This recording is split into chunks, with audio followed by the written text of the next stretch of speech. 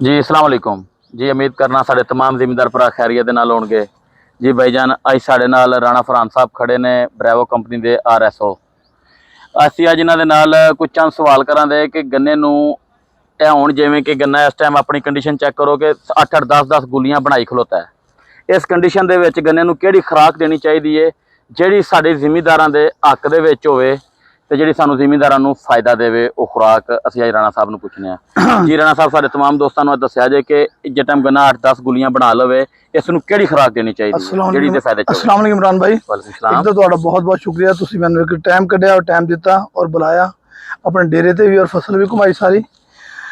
अच्छा इस टाइम दोस्तों गन्ना जिहड़ा ना और ग्रोथ दे विच जा रहा और कई दोस्त यूरिया का इस्तेमाल बहुत ज़्यादा कर रहे ना और गन्ने दे विच यूरिया का इस्तेमाल बहुत कम करना चाहिए। ਆਪਾਂ कोशिश ਇਹ करनी है कि जिवें अजकल गन्ने की हाइट घट आ, किसी दोस्तों के गन्ने की हाइट घट आ, ਉਹਦੇ ਵਿੱਚ ਅਸੀਂ कोशिश करनी है कि अद्धी बोरी यूरिया तो नाल सल्फो प्लस साडा ब्रैवो कंपनी का है सल्फो प्लस ना जी वो इस्तेमाल करना तुसी। और ਉਹਦੇ ਚ ਇਹ ਹੁੰਦਾ कि 2 किलो सल्फो प्लस 2 पैकेट ਜਾਂ सल्फो प्लस तो नाल अद्धी बोरी यूरिया और नाल तुसी साडे कोल ग्लोरीअस आ ਜਿਹਦੇ ਚ बहुत अच्छा साडा जिंक आ और ਜਿਹਦੇ कई चीज़ों का महलूल बनाया आयरन मैग्नीशियम कई चीज़ां ऐसियां मौजूद है ਜਿਹੜੀਆਂ ग्लोरीअस ਜਿਹੜੀ राणा साहब किन्ने किलो पर एकड़ के हिसाब से पानी चाहिए? साढ़े जिमीदार 9 लीटर इस्तेमाल करते हैं, 9 लीटर और 9 लीटर का होंगे कि 3 एप्लीकेशन साढ़े सादकाबाद जिमीदार करते हैं। 27 लीटर फी एकड़ के लाजमी होंगे जिंक जोड़ा ना जी। जो तुम ग्लोरी इस्तेमाल करोगे वो गन्ना हाइड करेगा और यूरिया की मिकदार थोड़ी घट जाएगी।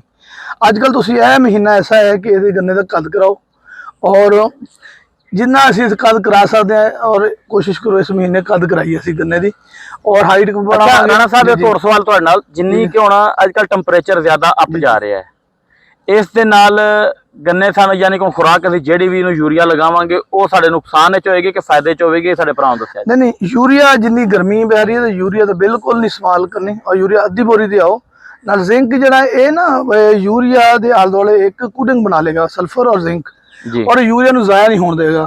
और साडे किसान भरावां नूं एक बहुत ही असीं एक मशवरा दे रहे हैं कि कोशिश करो कि जिवें गर्मी पै रही है गर्मी यूरिया इस्तेमाल घटाण और जिंक सल्फर और ये इस्तेमाल लाजमी करना और दोस्तों की मेहरबानी इमरान भाई।